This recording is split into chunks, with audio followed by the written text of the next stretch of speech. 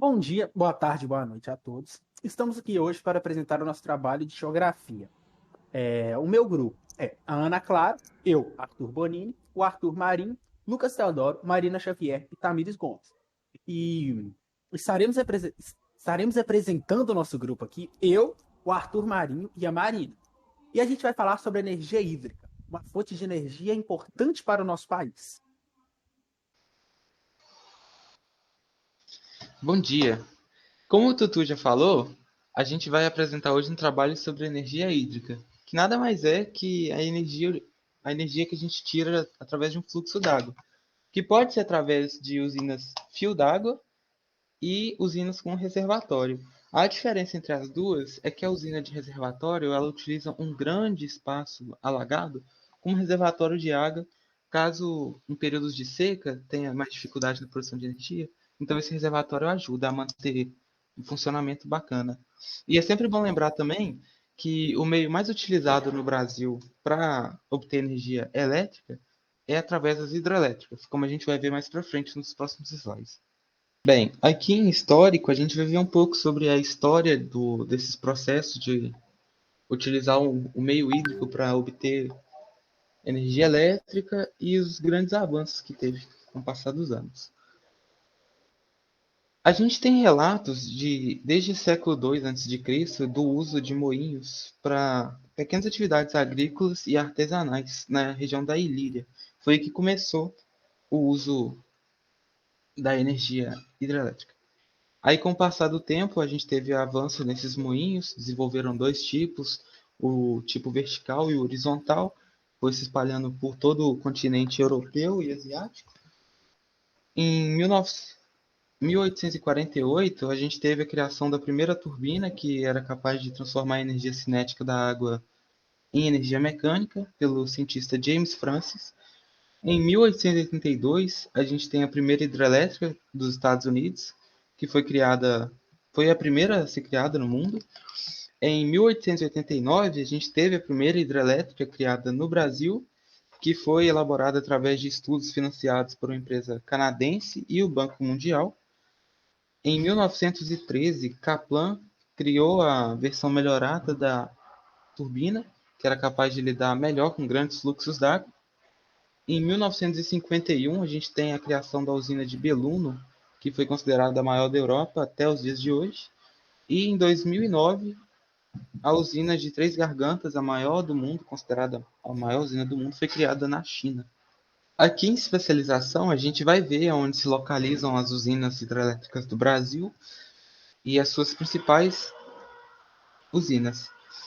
Aqui no Brasil, a gente tem mais de 100 usinas, a gente tem um registro de mais de 100 usinas hidrelétricas, dentre as quais se destacam a usina de Itaipu, a usina de Belo Monte, a usina de Tucuruí e a usina de Jirau. Antes de começarmos a ver as usinas que tem no Brasil, é importante a gente entender os conceitos de capacidade e de geração de energia.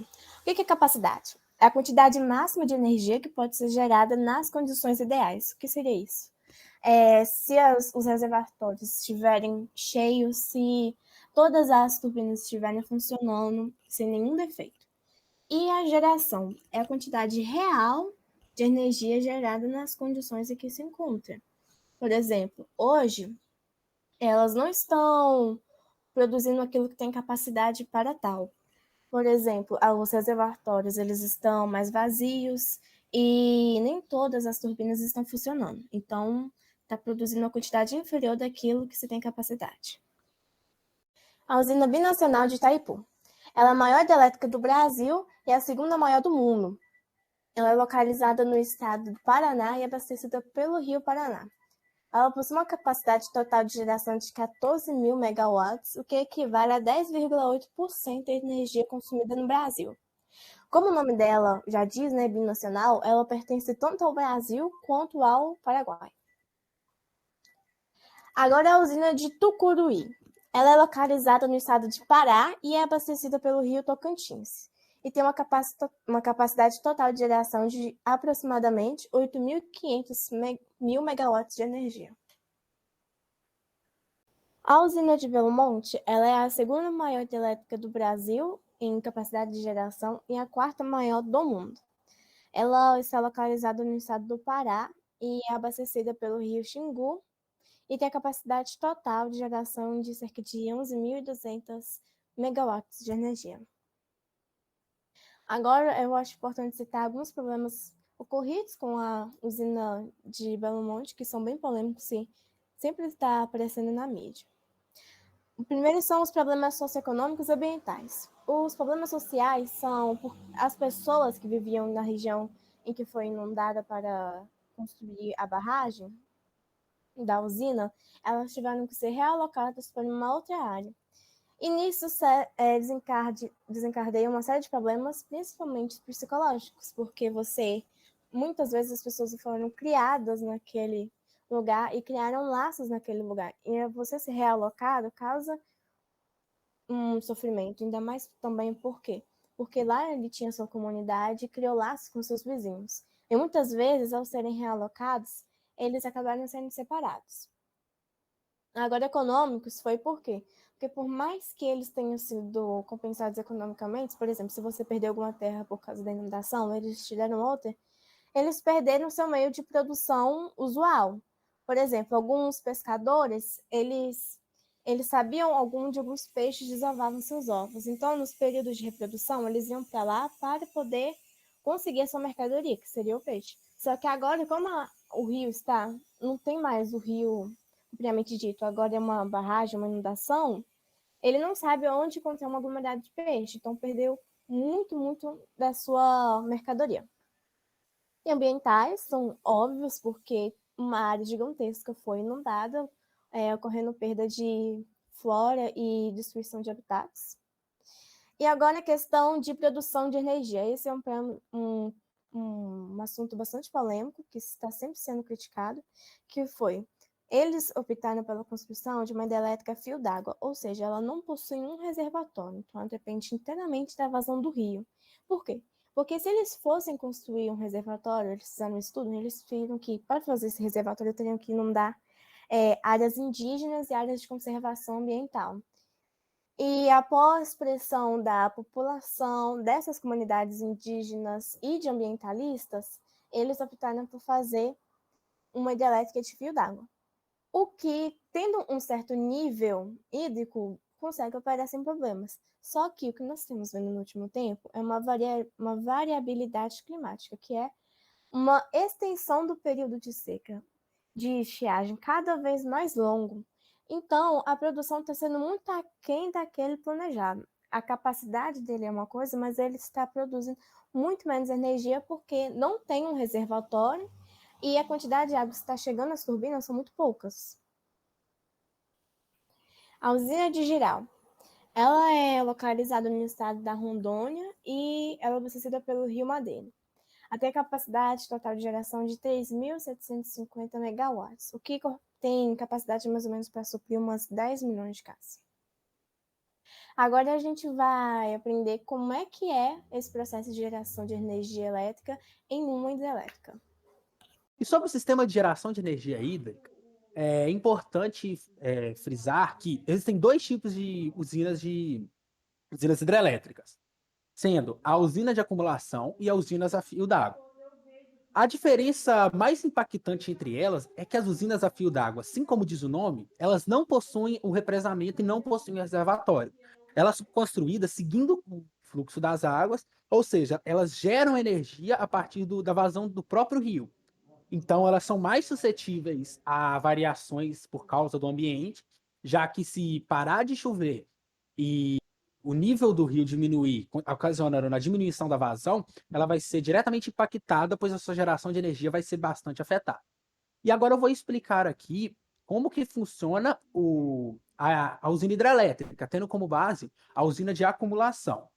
Primeiramente, a água ela é represada, formando um reservatório. Com a chegada das chuvas, que o nível do reservatório aumenta, a porta de controle ela se abre, permitindo que a água flua por ele, flua pelo duto.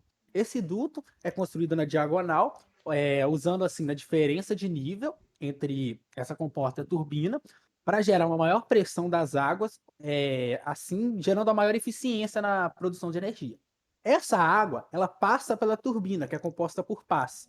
Ao essa água passar pelas essas pás, ela faz o movimento da turbina. Esse movimento, por sua vez, gera energia mecânica.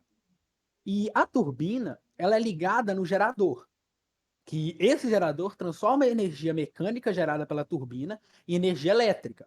Esse gerador manda essa energia elétrica para o transformador dentro da usina geradora, que distribui pelas linhas de energia, que aí é distribuída para as residências, para onde for que a usina mande energia. E é sempre bom lembrar que numa usina hidrelétrica existem diversas dessas turbinas para garantir uma maior eficiência.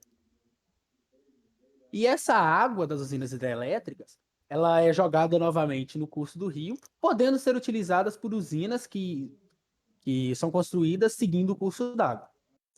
Situação atual da energia hídrica no Brasil. Primeiramente, é bom a gente frisar qual é o potencial hidrelétrico brasileiro. Ele é estimado em aproximadamente 172 gigawatts, sendo que desses 172, aproximadamente 60% deles já foram aproveitados para a produção de energia elétrica. E desses 40% que não foram aproveitados, aproximadamente 70% deles é localizado nas bacias hidrográficas da Amazônica e de Tocantins. E esse grande potencial hidrelétrico brasileiro se dá principalmente pela superfície territorial do país, que possui muitos planaltos e rios caudalosos, que aumenta bastante a geração de energia hidrelétrica, fornecendo assim este potencial tão grande. E não tem como falar sobre a situação da energia hídrica no Brasil sem citar a crise hídrica que o nosso país está passando, que por causa da diminuição na quantidade de chuvas, o nível de água de diversos reservatórios das usinas está em nível bem baixo ou em nível crítico, que afeta diretamente na produção de energia hidrelétrica. E com essa baixa na produção, podem ocorrer apagões, faltas de energia, que são ocasionados pela diminuição na eficiência dessas usinas, que deixam de produzir aquilo que elas produziam antes, não conseguindo assim abastecer tudo aquilo que eles abasteciam quando os reservatórios estavam em cheia. E é uma situação bastante preocupante, por causa que 60% 60% aproximadamente da matriz elétrica do Brasil vem das usinas hidrelétricas. E com essa crise, a situação pode ficar bastante complicada para o nosso cenário elétrico. E diversas opções podem ser tomadas pelo governo para contornar essa crise, tendo como a mais eficiente, o investimento em diversas outras fontes de energia, para que assim possa se suprir essa demanda tão alta de energia que as hidrelétricas não estão dando conta de suprir. O consumo de energia hidrelétrica no Brasil. No Brasil, o maior consumo que a gente tem de energia elétrica, ele é proveniente de hidrelétricas. Por quê? Porque no Brasil a gente tem um dos maiores sistemas de rios do planeta. É um dos mais abundantes que existe. E cerca de 72% desses recursos eles são localizados na região norte, na bacia amazônica. Aqui nesse slide a gente já pode ver um gráfico que informa a disponibilidade que a gente tem de energia hidrelétrica na nossa matriz elétrica. O correspondente das hidrelétricas da nossa matriz elétrica. A matriz elétrica ela é responsável só pela geração de energia elétrica no país. É diferente da matriz energética que a gente vai ver no próximo slide. Aqui na matriz energética está correspondente a tudo relacionado a todo tipo de energia, como a que a gente usa para movimentar carro, que é no caso combustíveis, no gás de cozinha e etc. Qualquer tipo de energia a gente vê aqui em matriz energética, onde a hidrelétrica corresponde a 12,6%.